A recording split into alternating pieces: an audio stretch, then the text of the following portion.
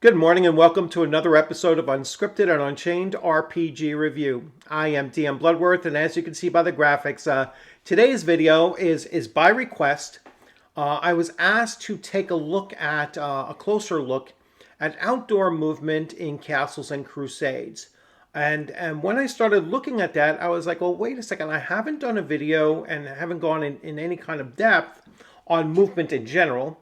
So today's video, which is the 14th episode of a series of Castles and Crusades videos that I've been doing, today I'm going to take a look at movement, both indoors, outdoors, plus the modifiers that will, potentially affect movement rates. So without further ado, let me jump right into this.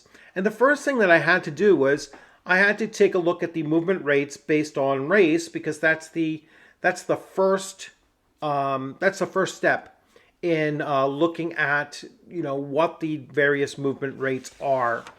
So these are all based on indoor movement, a 10-second round, and so and walking at a normal pace. So dwarves have a movement rate of 20 feet per round. Elves, 30 feet per round. Gnomes, 20 feet. Half-elves, 30 feet. Halflings, 20 feet. Half-orcs, 30 feet. And humans, 30 feet. So basically, the medium to, taller-sized player character races have a 30 movement rate. And the shorter, your halflings, your dwarves, and your gnomes have a 20-foot movement rate. So that is indoors.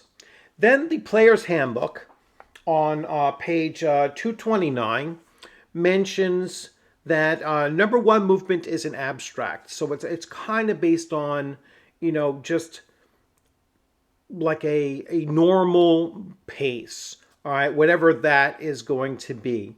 But then you take that normal pace of 20 feet per round, and you double it if they're jogging. You quadruple that number if they are running.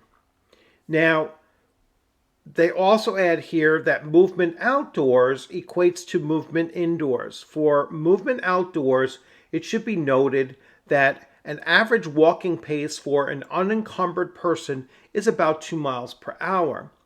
Now, when I looked at that, I was like, but a normal person, as they say it, moving at a normal rate of 2 miles per hour, that I assumed implies a human or an elf or a half-elf or a half-orc moving at, a 2 mile per hour rate as a normal pace. All right, an unrushed pace, still unencumbered. And so I looked at, well, what if a dwarf is walking outdoors? How many miles per hour is a dwarf potentially working at? And it's a very easy calculation. They walk at 1.33, or 1 1/3 miles per hour, so which is exactly 2/3 of what a human elf or, half orc or half elf can walk. So once you have that, now you could start to determine, what pace you're going to have the adventure party moving at. Obviously you're going to limit them to moving overland at a pace matching up with the slowest member of the group, right? And then you can go from there and continue to modify. So let me talk about some of those modifications. So I will move my player's handbook over and start taking a look at the Castle Keeper's Guide. So land movement. Land forms vary greatly in small areas. Some areas are easy to move through, while others are exceedingly difficult or time-consuming to navigate. One can encounter all manner of obstacles, from briar-infested lowland swamps to vast expanses of open, hard-packed savanna and icy cobblestone roads. In the first, movement can be slow as 1/4 mile per hour or less, while the second can move as much as 3 or 4 miles an hour. Sorry.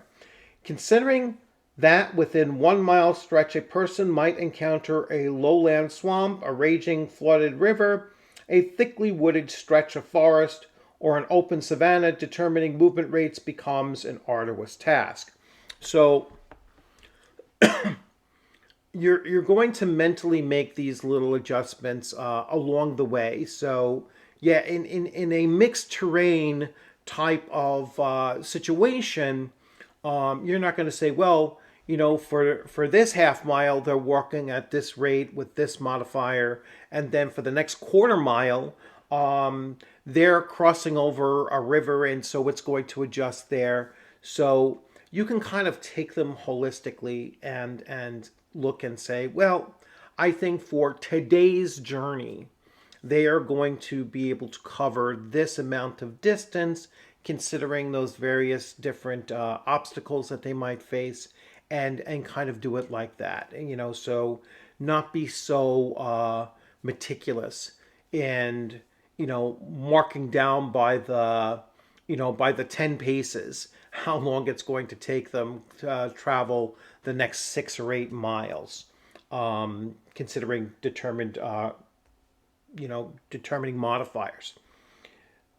Weather also has an effect on movement, which I absolutely love. I love the fact that Castles and Crusades starts taking a look at things that are affecting your ability to just traverse, a wilderness space, including weather, because that's not something that you would typically think.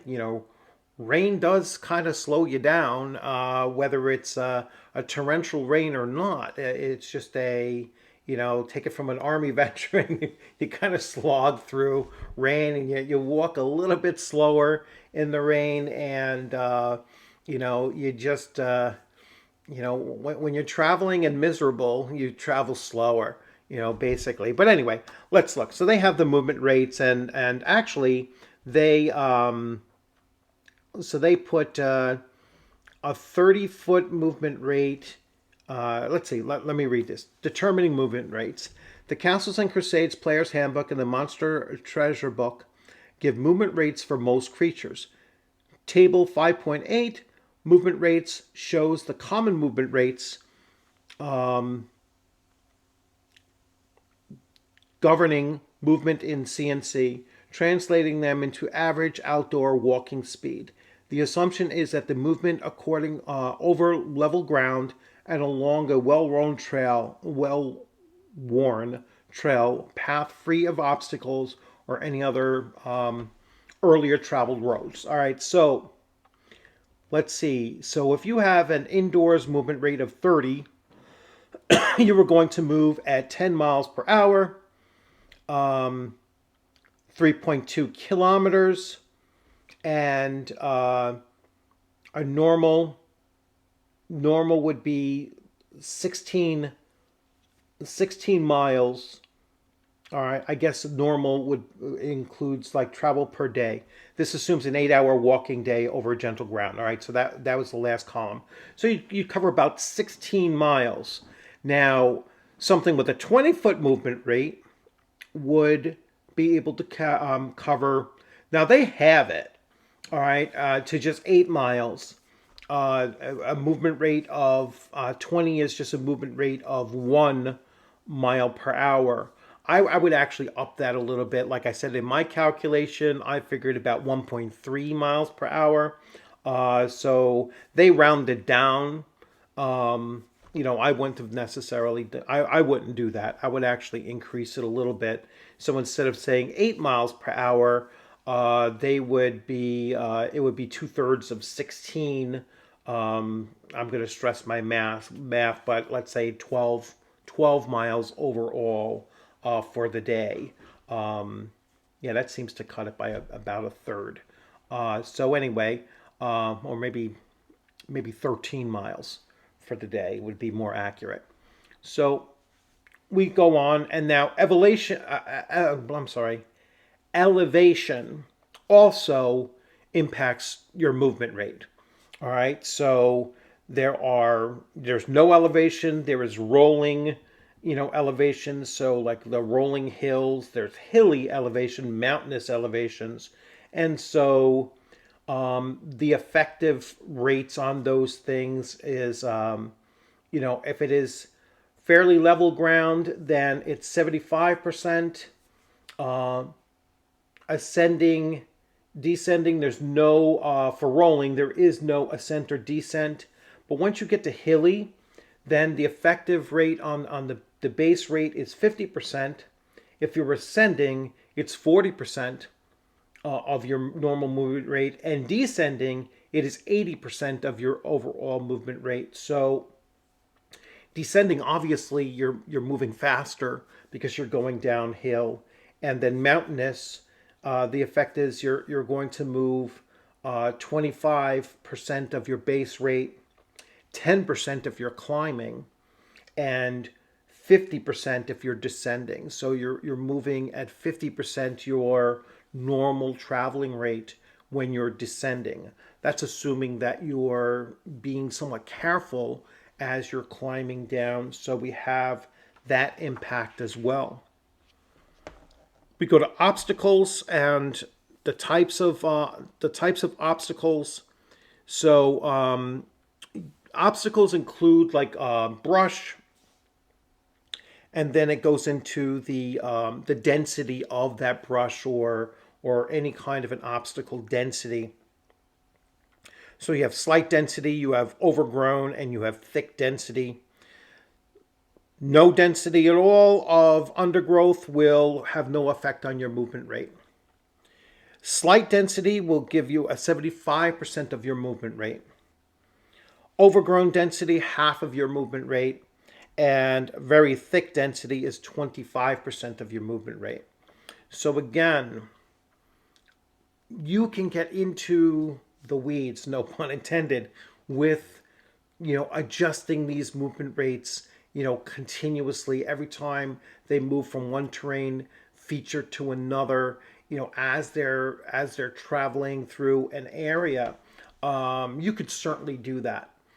Or what you could say is, well, I'm going to look at these various things as the castle keeper, and I am going to estimate the overall pace that they will be able to maintain during the course of this next day. I mean, I will certainly explain to them, hey, you're traveling through this kind of terrain. I would really try to build up the image of what the weather conditions are, what the terrain that they're traversing over is, how difficult it is. I would narrate how difficult it is, at times, or I might even have them stop and have to try to think through how to navigate a particular obstacle, and then have them pick it up again and and move forward. But overall, I'd still have in my own mind, well, during this day, because of those things, it's going to they're only going to be able to travel for about 6 hours rather than 8, or cover the same distance in 6 hours rather than the full 8 hours of traveling distance, because of the various obstacles and difficulties that they faced. They then, excuse me, they then talk about movement rates and weather. So you have no weather, appreciable weather that will affect them. Then you have moderate weather. This includes snow flurries, sprinkles, showers, low winds, warm or cold temperatures. Then you have bad weather. This is rainstorms, snowfall, average winds, or temperatures ranging from just below freezing to high. And then you have severe weather conditions, driving rainstorms, whiteouts, snowstorms, windstorms, sandstorms, and the like. And so obviously no effect on movement rate. Moderate is about a 90% movement rate. So not too much hindrance there. Light rain, like I said. Bad is 50%, so you're going to move much slower. And that has a lot to do with the fact that your visibility is impaired, and you might not be so sure-footed, on that. Again, this is, rainstorm, snowfall, average wind, or temperatures that range below freezing, or very high temperatures. We were talking like 90 plus. It's just going to slow you down. And then severe, 10% of your movement rate. I mean, these are like walking through hurricane type conditions, blizzard type conditions, in a sandstorm, kind of conditions. So you have all of these factors that go into adjusting and modifying your travel. There's now I know I saw in a section, I couldn't find it for this video, but it goes more towards some special abilities.